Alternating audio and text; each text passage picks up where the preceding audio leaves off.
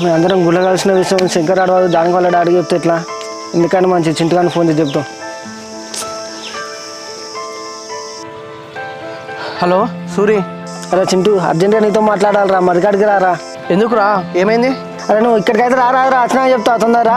సరేరా, వస్తున్నా.